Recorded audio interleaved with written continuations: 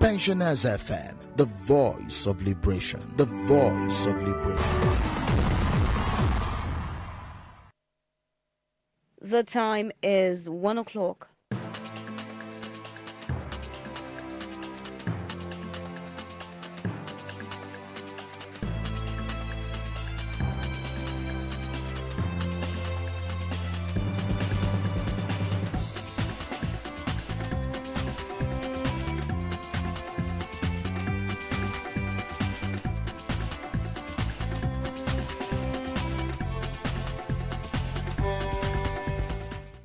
Good afternoon. This is news around the world on Pensioners 106.7 FM at Barigo Onireke, Ibadan. You can also listen live on www.pensioners1067fm.com. I am Wuraola Olakomi. First, the top stories.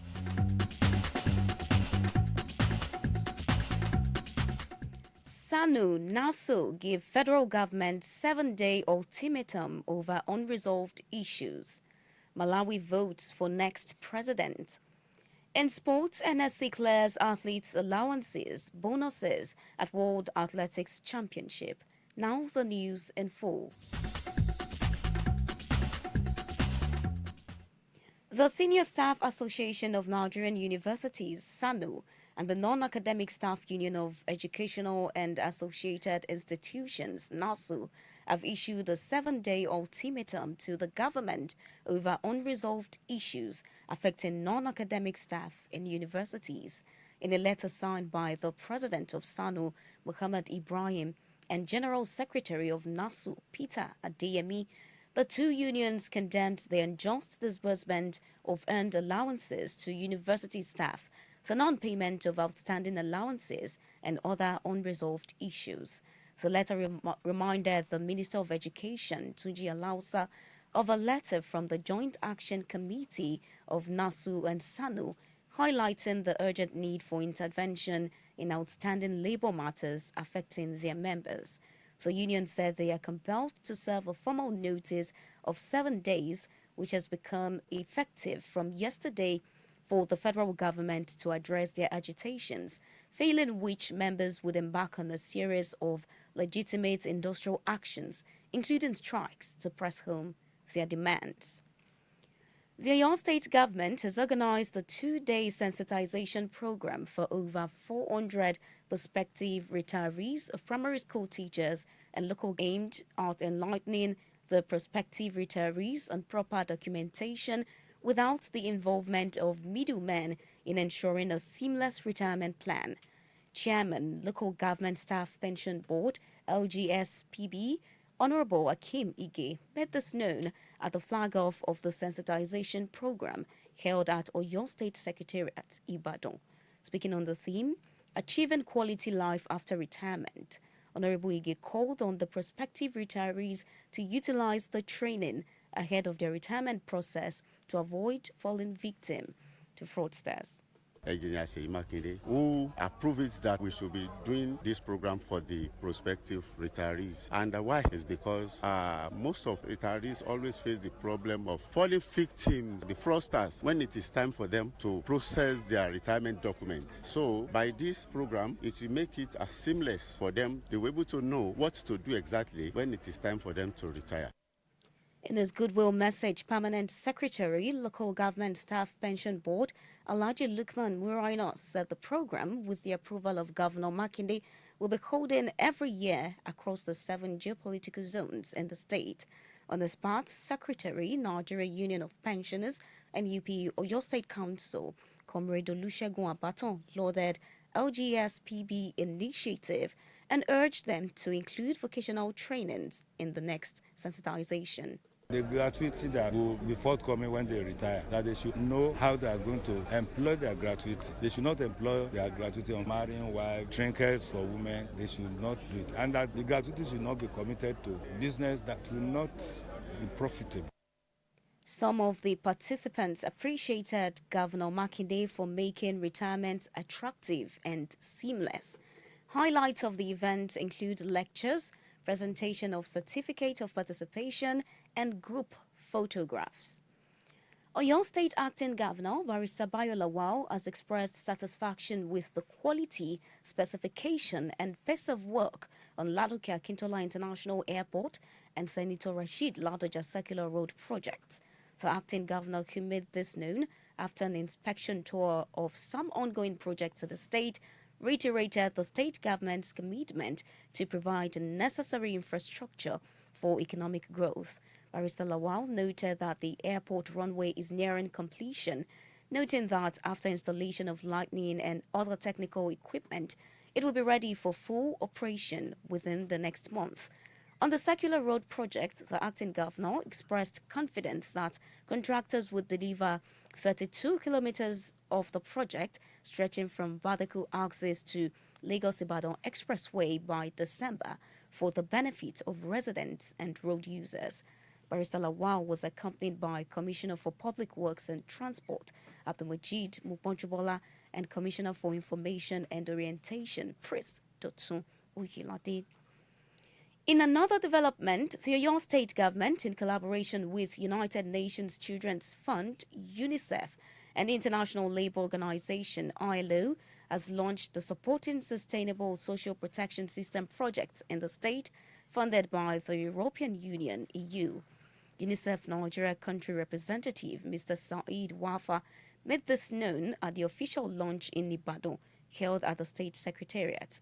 According to Mr. Wafa, represented by UNICEF Chief of Lagos Office Field for Southwest, Ms. Celine Lafaux-Creer, the project aims to transform the lives of the most vulnerable in the communities.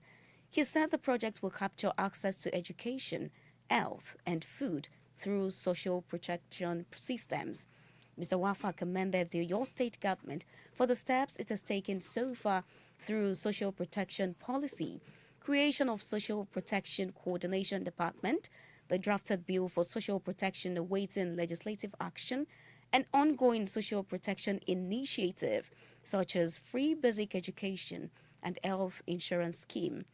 Also, in an interview at the selected community at Dashofunjo area of Odopa, Ibadan, the program's social policy manager, UNICEF Lagos Field Office, Mr. Muhammad Okori, noted that the community was traced and captured through community identification and poverty mapping in meeting their needs.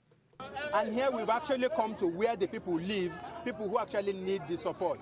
And what we've just observed is how we locate people who are poor and vulnerable in their households that can be traceable, capture them in the social register, and then move the next step into updating that register with the national identity number. Mr. Okori added that by 2026, UNICEF and ILO hope to register an additional 250,000 poor households into the National Social Register through an update via the National Identification Number, NIN, and account numbers. This is news around the world on Pensioners 106.7 FM. Now to other stories.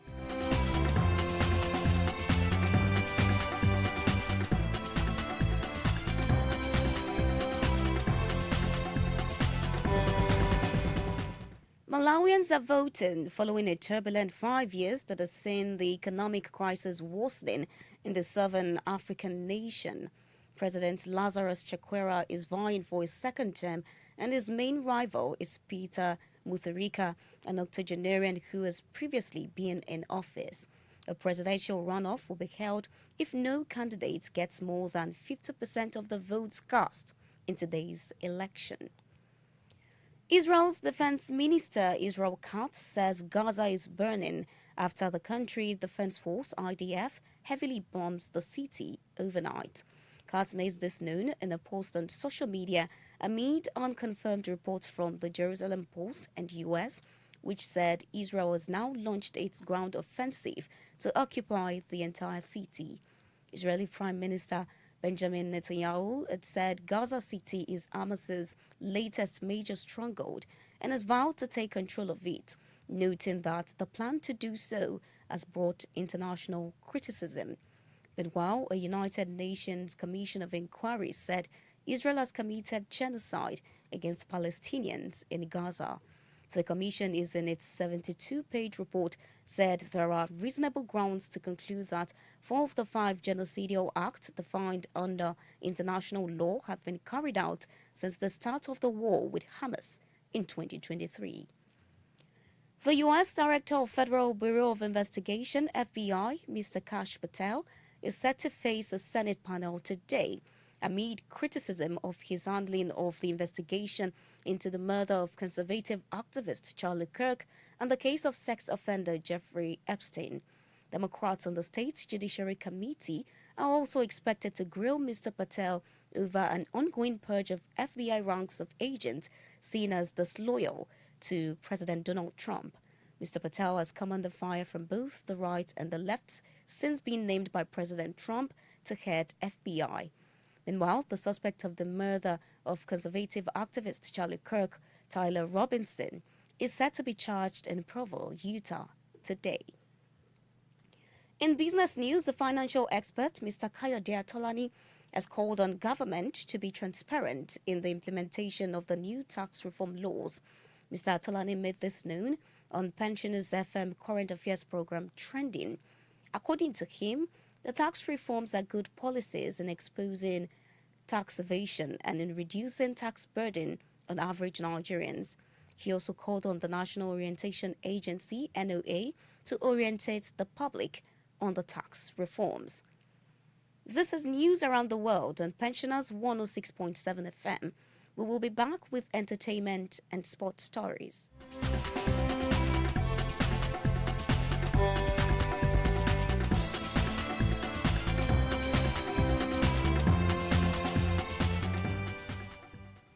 In entertainment, British Netflix series Adolescents and American The Pete and the Studio drama were the major winners at the 2025 Emmy Awards.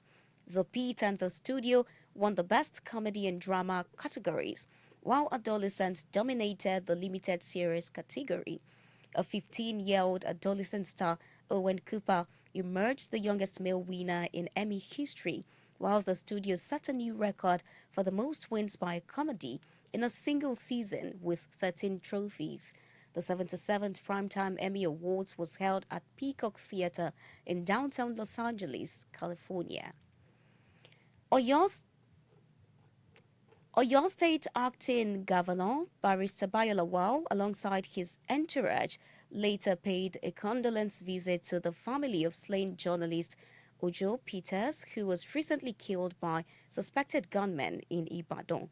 The acting governor expressed deep sympathy to the bereaved family, describing the incident as a tragic loss and appealed to journalists to rally support for the family.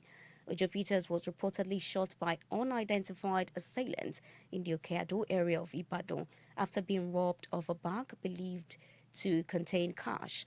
Barrister Lawal, accompanied by Commissioner for Public Works and Transport Abdulmajid Mubojubola and Commissioner for Information and Orientation Prince Dotun Oyelade. In the world of sports, the National Sports Commission, NSC, has cleared the allowances and bonuses of Team Nigeria athletes participating in the ongoing 2025 World Athletics Championship in Tokyo, Japan. NSC's Director of Press, Dr. Kehinde Ajayi, disclosed this in a statement made available to newsmen. According to the statement, the Director General of the NSC, Mr. Bukola Olopade, reaffirmed the federal government's commitment to the welfare of Nigerian athletes during a meeting with the team and officials of the Athletics Federation of Nigeria in Tokyo. Mr. Olopade urged the athletes to remain patriotic in both their performance and conduct, stressing that they represent Nigeria's image on the global stage. He also addressed outstanding between the athletes and the AFN, expressing optimism that the dialogue would pave the way for a stronger and more cordial relationship in the future. To end the news around the world, here is the recap of the main stories.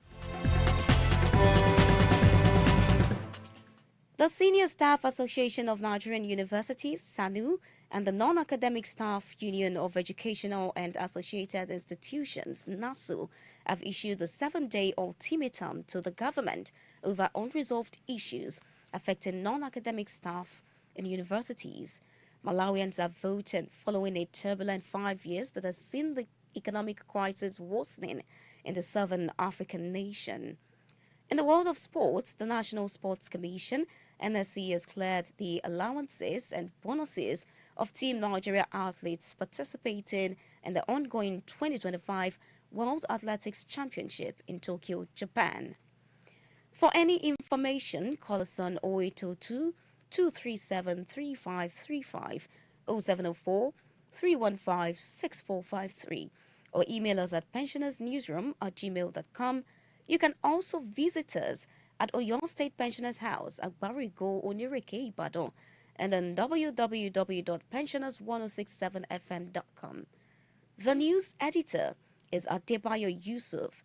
Deborah Olaiwola assisted with the production. I am Wura